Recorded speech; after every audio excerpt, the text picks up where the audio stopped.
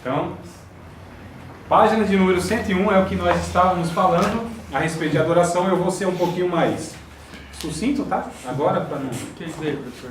Sucinto. Resumido, mais conciso. Resumir as coisas aqui e tentar ser mais objetivo também. Então, adoração, tudo bem? Alguma pergunta a respeito da questão da adoração? É um aspecto, né, que a gente... Vinícius vai perguntar? Não? Não sei o que é. Tá bom. Então, vamos lá. Então, na comunhão. Então, é preciso ensinar a respeito da adoração. É preciso ensinar a respeito da comunhão, que seria a koinonia, né? É o termo aí. Atos dos Apóstolos, capítulo de número 2, verso de número 42. Atos 2 e 42. Então, vamos lá. Daniel acha 2 e 42 de Atos. 42 ao 47, tá? Erickson, acha aí Efésios 4, verso 1 ao 6, se vai ler. Jefferson, tu acha aí, varão, Gálatas 5, 13 ao 15. E a Priscila, o Filipenses 4, 1 ao 3. Efésios 4. 1 ao 6. Tudo na sequência aí que eu pedi. Lembra? Não, calma aí, eu esqueci. Então vamos lá. Daniel, o Daniel, né? Não que é livro Daniel. O Daniel vai achar o Atos 2, capítulo 2, verso 42 até o 47. O Erickson vai achar aí o Efésios 4, verso 1 ao 6, vai ler. O Jefferson, Gálatas 5, 13 ao 15. E a Priscila, Filipenses, capítulo 4, verso de número 1 ao 3. Tudo bem? Nessa sequência? Então pode começar, Daniel, por favor. Eles se dedicavam ao ensino dos apóstolos e à comunhão, ao partir do pão e às orações. Todas estavam cheias do temor e muitas maravilhas e sinais eram feitos pelos apóstolos. Os que criam mantinham-se unidos e tinham tudo em comum. Até o 47 já? Não. Isso, até o 47. Vendendo suas propriedades e bens, distribuindo cada um conforme a sua necessidade. Todos os dias continuavam a reunir no pátio do templo, partiam o pão nas suas casas e juntos praticavam das refeições com alegria e sinceridade de coração, louvando a Deus e tendo simpatia de todo o povo. E o Senhor lhes acrescentava diariamente o que iam sendo salvos. Isso, Efésios 4, 1 ao 6. Pode? Como prisioneiro no Senhor, rogo que vivam de maneira digna da vocação que receberam. Sejam completamente humildes e dóceis. E sejam pacientes, suportando uns aos outros com amor. Façam tudo isso com esforço para conservar a unidade do Espírito pelo vínculo da paz. Há um só corpo, um só Espírito, assim como a esperança a qual vocês foram chamados em um só. Há um só Senhor, uma só fé, um só batismo, um só Deus e um Pai de todos, que sobre todos, por meio de todos, em todos. Amém. Jefferson, Gálatas, varão. Porque vós, irmãos, fostes chamados à liberdade, não useis então da liberdade para dar ocasião à carne, mas servi-vos uns aos outros pela caridade. Porque toda a lei se cumpre numa só palavra. Nesta, amará ao teu próximo como a ti mesmo. Tem um 15 aí, né? Foi até o 14, eu acho. O Se 15. vós, porém, vos mordeis e devorais uns aos outros, vede não vos consumais também uns aos outros. A situação que estava o povo lá. O Filipenses 4, Gálatas 1 ao 3, né? 1 ao 3, isso. Meus queridos irmãos, sinto muita saudade de vocês. Vocês me fazem tão feliz e eu me orgulho muito de vocês. Portanto, continuem todos firmes vivendo unidos com o Senhor.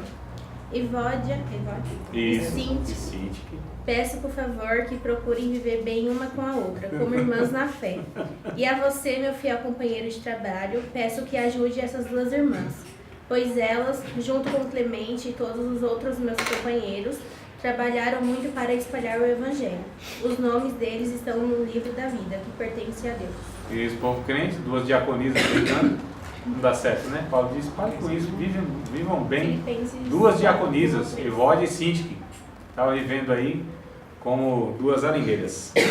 Então, amados, tem que ensinar comunhão. Esses textos, eles deixam claro para a gente que havia no começo da igreja, essa comunhão, essa convivência harmoniosa. Não é que não havia problemas, porém esses problemas deveriam ser resolvidos, porque não existe relação onde seja 100% harmonioso, né? Ou harmoniosa a relação. Só que elas precisam ser resolvidas, irmãos. Não existe uma igreja que não tenha as diferenças, as opiniões contrárias, as dificuldades, os conflitos. O problema é quando tem os confrontos. O conflito faz parte da nossa convivência, né? O conflito, a Bíblia vai dizer que ferro com ferro se afia. O que não pode ter é o confronto, onde o outro é anulado, oprimido, calado, né? E tal. Então vira e mexe em briga de casais, inclusive um diz para o outro para se calar. É um negócio horrível. E aí a gente percebe que o texto vai dizer que isso era resolvido. Só que havia na igreja de Corinto, o capítulo 1 e o capítulo 3, principalmente esses dois capítulos, vão mostrar para a gente que aqui havia um grupo de irmãos, né, que formava essa igreja na cidade de Corinto, onde eles eram pessoas briguentas, rixosas, entregavam um ao outro, entregava mesmo. E era espiritual, né? Essa igreja. Então, aí depende do ponto de vista espiritual. Ah, então tinham dons, mas não eram espirituais. Eles tinham dons, mas não eram crentes espirituais. Olha, mas Jefferson, a mentalidade nossa é essa, que a espiritualidade são as manifestações carismáticas, não é? Mas vamos ver o que Paulo diz a respeito disso, porque como que a gente mede um culto espiritual ou uma igreja espiritual? Pela manifestação dos dons espirituais, não é? Amados, quando eu falo isso, dá a impressão que eu sou contra. Não, eu sou um crente pentecostal. Eu busco, inclusive, de Deus a graça abundante na minha vida, não é? Lógico, já tive uma vida mais intensa de oração, jejum e etc. Já tive. Reconheço que hoje eu estou bem aquém daquilo que eu era e tal. Nem quero justificar uma coisa nem outra. Mas sempre desejei, sempre busquei o batismo com o Espírito Santo, sempre busquei nas vigílias, nas orações, sempre busquei a consagração, né? A vida piedosa e tal. Eu não sou contra. Agora, essas coisas não podem ser, para nós, um termômetro de espiritualidade. É nesse sentido que a gente fala, cuidado, para a gente avaliar uma pessoa, porque Deus usa essa pessoa, é complicado. É um parâmetro não bíblico. A gente pode se enganar por conta disso. E isso, por experiência própria de vida, eu acho que vocês devem ter uma experiência ou outra. Não. Mais ou menos com um fulano que fala, não, esse aqui, rapaz, é usado por Deus, é homem de Deus, é mulher de Deus, mas aí já foi apunhalado, né? A pessoa tinha um mau caráter, era enrolão, um 7-1 e etc. Então a gente percebe que os dons espirituais não é a garantia de espiritualidade. E a gente vai ver aqui, inclusive, no capítulo 1, verso de número 10 em diante, já começa a carta desse jeito. Olha como começa aqui a carta. Olha só. Paulo dizendo assim, rogo-vos, pois... Ou não, como Paulo diz essa palavra rogo, diga, capítulo 1, verso 10, de 1 Coríntios. Isso, lá. Quando Paulo começa com esse rogo, é um desespero. Pelo amor de Deus. Paulo está falando assim, pelo amor de Deus. É um pedido, é um clamor de Paulo, assim, desesperado. Pelo amor de Deus, irmãos. Pelo nome de nosso Senhor Jesus Cristo. Que digais todos uma mesma coisa, e que não haja entre vocês brigas, divisões, dissensões. Antes sejam unidos em um mesmo sentido, em um mesmo parecer. Porque a respeito de vocês, irmãos meus, me foi comunicado pelos da família lá de Chloe que há contendas entre vocês. Quero dizer com isso que cada um de vós diz, eu sou de Paulo, eu de Apolo, eu de Cefas, eu de Cristo. Qualquer semelhança é mera coincidência. Porque tem uns que não gostam de fulano pregando. Mas quando é o outro.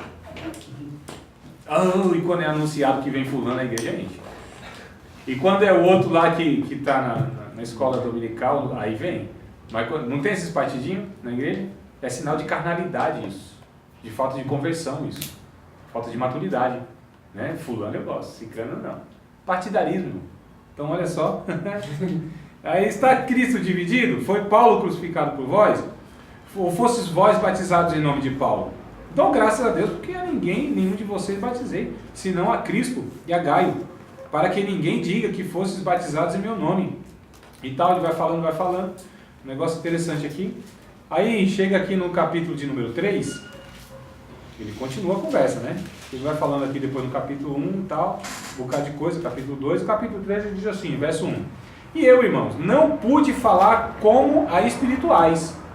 Então Paulo diz, vocês não são espirituais, mas como carnais, vocês são carnais, como meninos em Cristo. Com leite vos criei, não com manjar, porque ainda vocês não podem, nem tampouco ainda agora vocês podem, porque ainda vocês são carnais, havendo entre vós inveja, contenda, dissensão, não são porventura carnais e não andais segundo os homens? Que diferença tem vocês e os ímpios? Nenhuma, Paulo está dizendo. Vocês são carnais. Embora havia profecia, havia diversidade de língua, interpretação de língua, havia dons de curar, dom de sabedoria da palavra, dom da ciência da palavra, dom da fé, dom de milagre. Havia tudo lá, irmão. Era um negócio assim fantástico. Era o Pentecoste, né? Era um fogo caindo. Mas Paulo diz, vocês são carnais. Vocês andam segundo as pessoas que não conhecem Cristo. Vocês processam o irmão, levam para o tribunal, vocês não sofrem o dano. Tem uns aí que nem perderam o hábito afeminado ainda, anda rebolando. Aqui é uma versão nova que eu estou criando. Mas é isso a ideia, não estou forçando a hermenêutica aqui. É isso. Vocês têm inveja, né? Vocês são egoístas, cada um come o que é propriamente seu. Vocês chamam isso de ceia do Senhor. Eu vou louvar vocês como... Vocês estão se reunindo para pior, para a condenação de vocês. Olha o que Paulo vai relatando, irmãos. Uma série de comportamento carnal, reprovado por Deus. Vocês são idólatras, são carnais, prostitutos.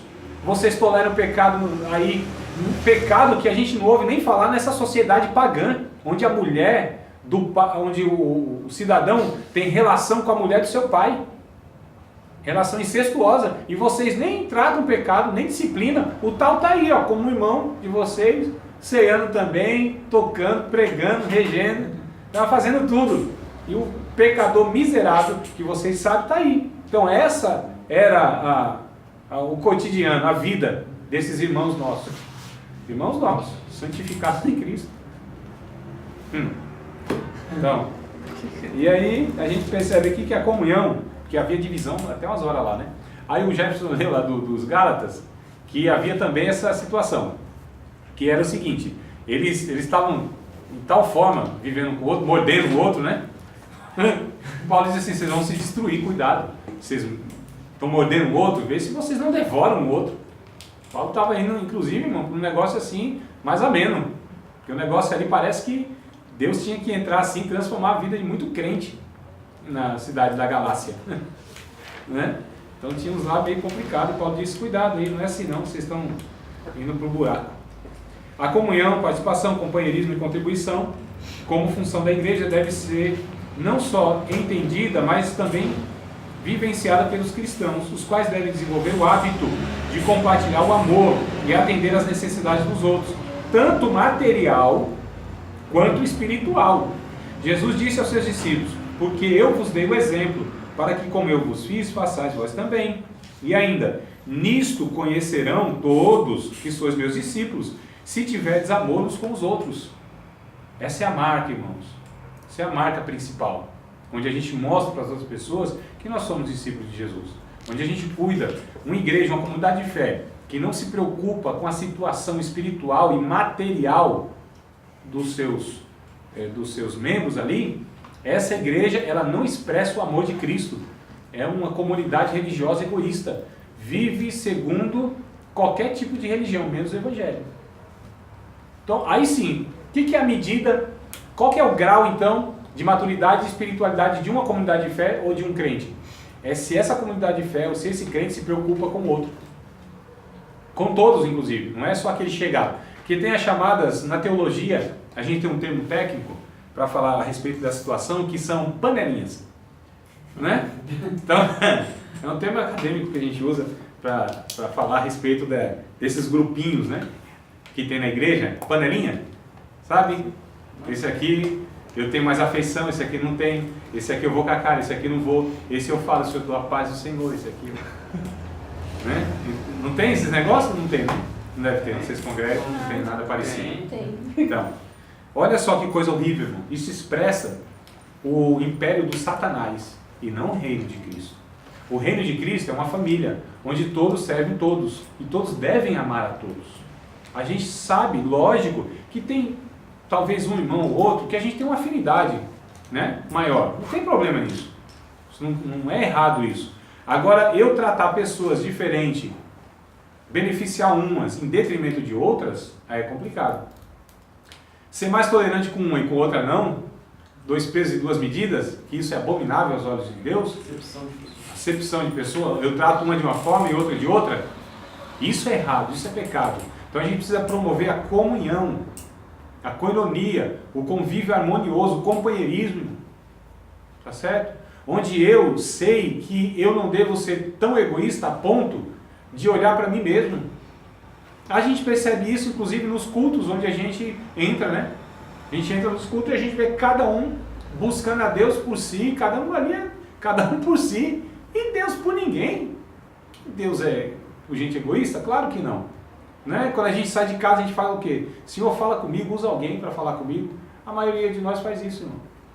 Está errado? Lógico que está errado, meu Deus do céu. 1 Coríntios, capítulo 14, verso 26, vai dizer lá como é o culto. Como deve ser o culto, né? Como deveria ser o culto. 1 Coríntios 14 e 26.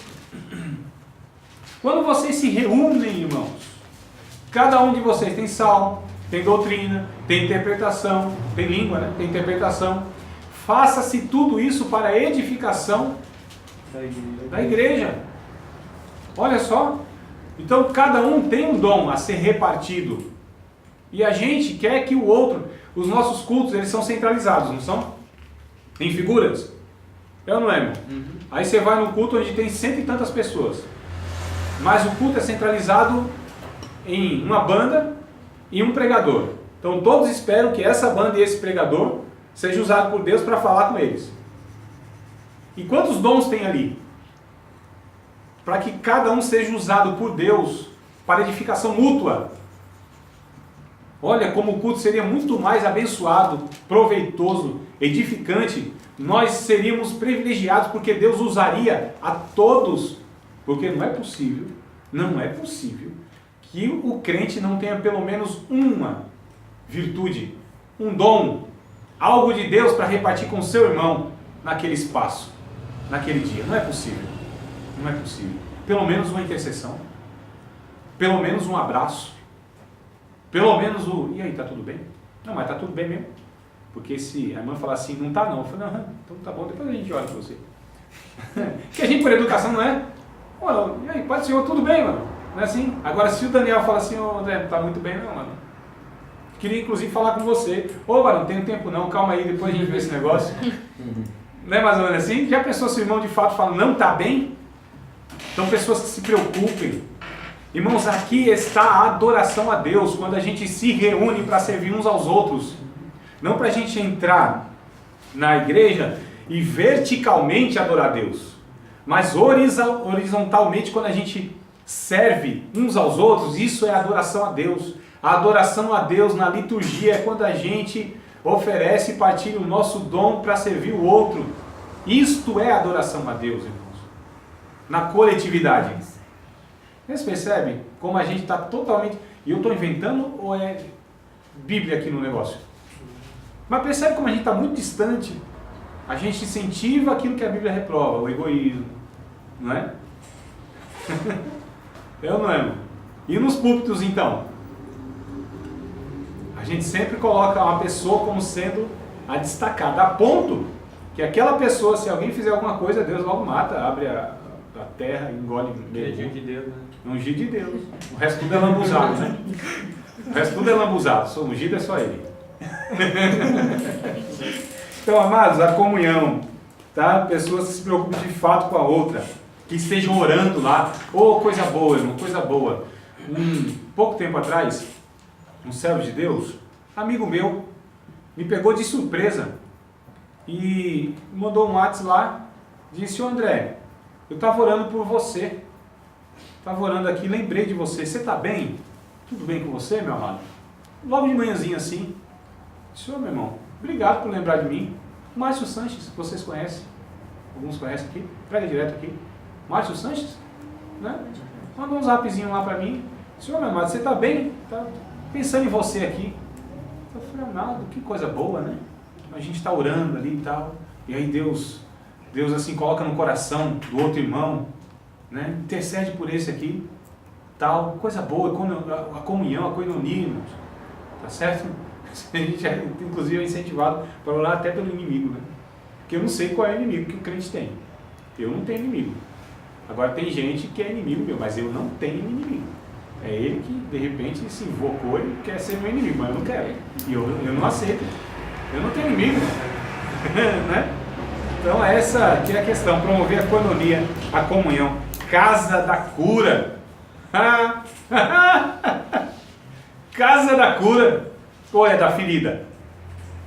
Betesda? Casa de misericórdia? Porque o camarada estava não sei quantas décadas ali.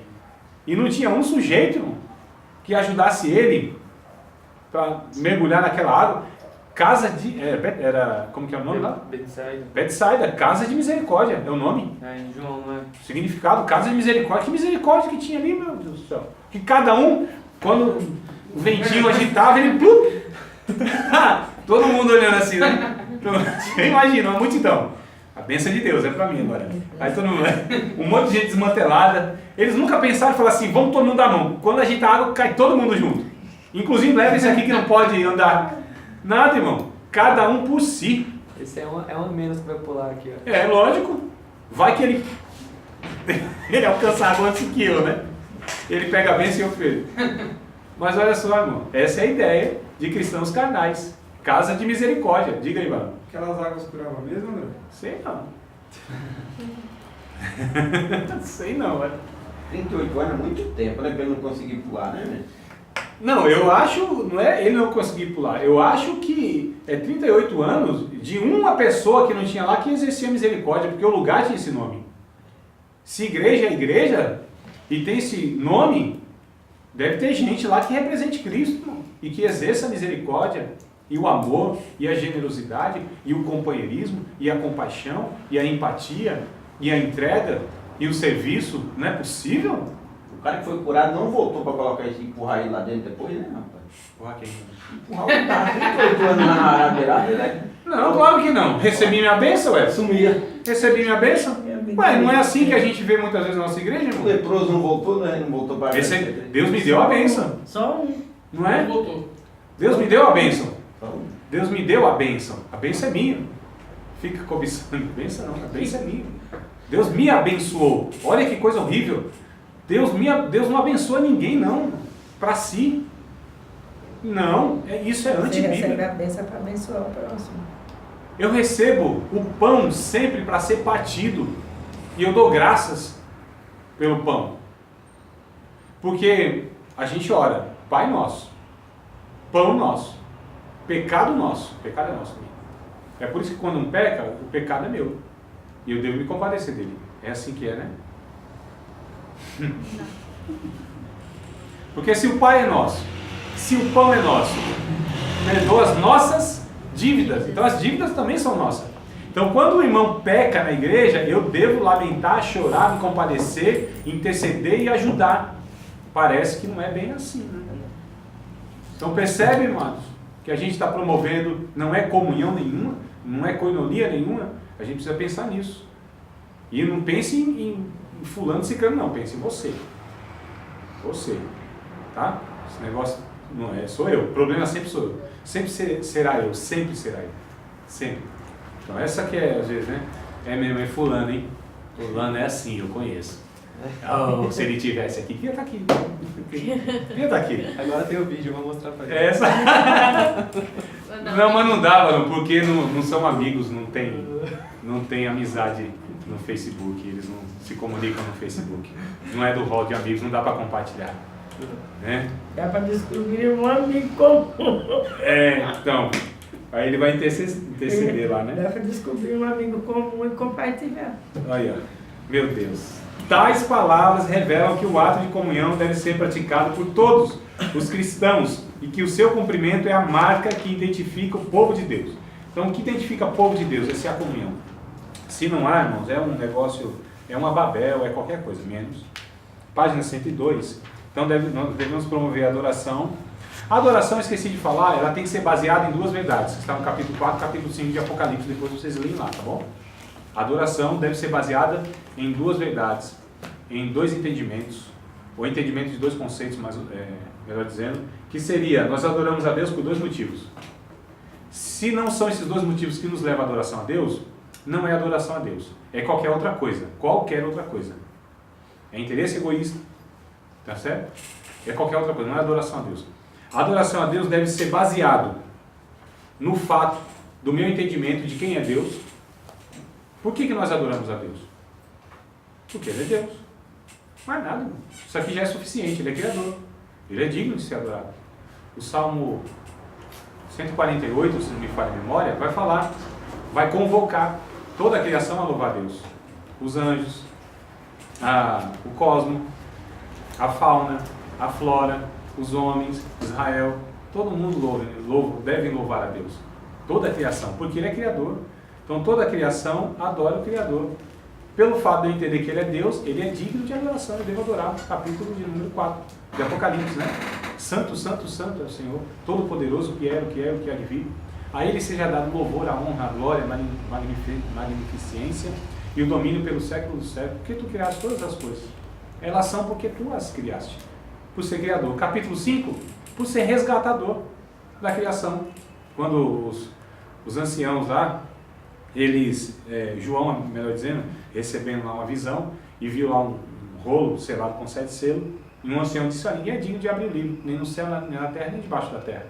E João começa a chorar, e aí vem um ancião e diz assim: não, calma, João, não esquenta a cabeça não. Isso aqui é uma versão nova, tá? Não esquenta a cabeça não. Eis aqui o leão da tribo de Judá, o que venceu, que é digno, tal, aquela coisa toda. Aí começa aquela convulsão no céu, de seres angelicais, celestiais, adorando, e dizendo, com as suas salvas, cantando e tal, dizendo assim: digno é, Senhor, de receber a honra, o louvor, a ciência e o domínio pelo século do século, porque com teu sangue compraste homem para Deus, e todo povo, tribo, língua e nação. Ele é adorado por ser Salvador, resgatador. Então nós adoramos a Deus motivados por duas verdades: Ele é Senhor e Criador, e Ele é Salvador da minha vida. Se essas coisas são a motivação para a gente adorar, a gente está adorando de verdade. Agora, se é outra qualquer situação, esqueça, não é adoração. Não é adoração, bíblica não. Deus não recebe, não reconhece, é falsa. Tá certo? É interesseira. É uma coisa por trás.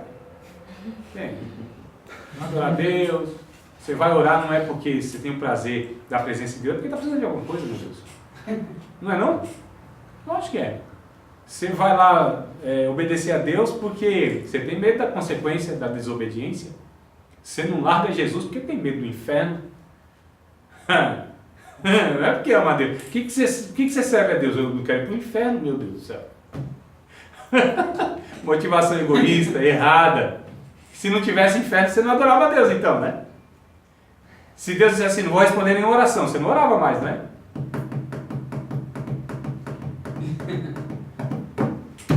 Apocalipse 4, 5. Capítulo 4, e versículos em número